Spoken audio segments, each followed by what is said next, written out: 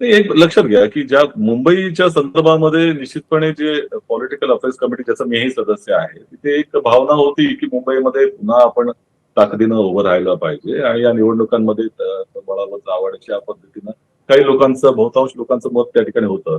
परंतु ह्या मताच्या अनुषंगानं निर्णय हा खऱ्या अर्थानं पाहायचा झाला तर केंद्रीय नेतृत्व घेत असतं, जसं आनंद जुबेरनी सांगितलं की त्या संदर्भामध्ये विचार-विमर्श करून स्थानिक लोकांशी पुन्हा चर्चा करून त्या अंतिमतः काय जो बरं. निर्णय आहे तो सगळ्यांना कळवला जाईल. बरोबर. पण सचिनजी आताच अविनाशजी ज्या पद्धतीने म्हणाले, की आम्ही थोडीच कोणाकडे हात पसरायला गेलो किंवा आम्ही कुठे असे संकेत दिलेत का, की ज्याच्यामुळे अशा पद्धतीची उत्तरं येत आहेत. त्याबद्दल तुम्ही काय म्हणाल?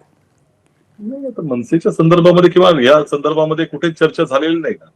आघाडी आघाडी व्हावी न व्हावी या संदर्भात कुठले फॉर्मल आमच्याकडे चर्चा झालेली नसली तरी काही पण आलेलं आज नाही. भाई जगताप तुमच्याच एका त्यामुळे नेत्याने अशा पद्धतीचं त्या वक्तव्य संदर्भामध्ये केलंय. त्यांनी जी भावना त्या जिथे आमच्या पक्षांतर्गत जी चर्चा झाली होती त्याच्या अनुषंगाने त्यांनी जे त्यांचं स्वतःचं जे मत मांडलं होतं ते त्यांनी सांगितलं. आता या संदर्भामध्ये अंतिम निर्णय हा केंद्रीय नेतृत्व घेणार आहे की कशा पद्धतीने लढलं पाहिजे. बरं. तुमची इच्छा काय आहे या बाबतीतली? नाही, माझ्या इच्छेला इथं काही म्हणजे काही सांगण्यात काही अर्थ नाही. माझी इच्छा मी माझे वरिष्ठ जे नेतृत्व आहे त्या पीएससी मध्ये म्हणजे जी पॉलिटिकल अफेअर्स कमिटी त्याचा मीही एक सदस्य आहे.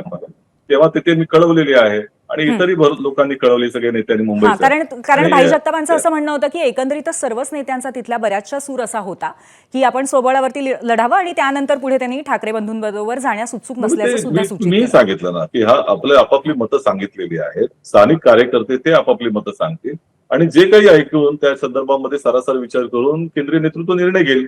परंतु अंतिम अधिकार हा केंद्रीय नेतृत्वाचा आहे. बाकी सगळे जे आमची काही मतं आतापर्यंत जी आहेत ती म्हणजे मी आता सांगतोय ती आतापर्यंतचं काँग्रेसचं मत सांगतोय. परंतु वैयक्तिक स्तरावरती जी काही मतं आहेत त्याला फार त्या ठिकाणी मला असं वाटतं की ते मताची किंमत ही काँग्रेसच्या नेतृत्वाकडेच आहे. म्हणजे काँग्रेसच्या नेतृत्वाला त्यांनी सांगावं आणि त्या दृष्टीकोन काँग्रेसचं नेतृत्व त्या ठिकाणी निर्णय घेईल. बरं, अशा बरं. दृष्टीने ते पाहिलं पाहिजे.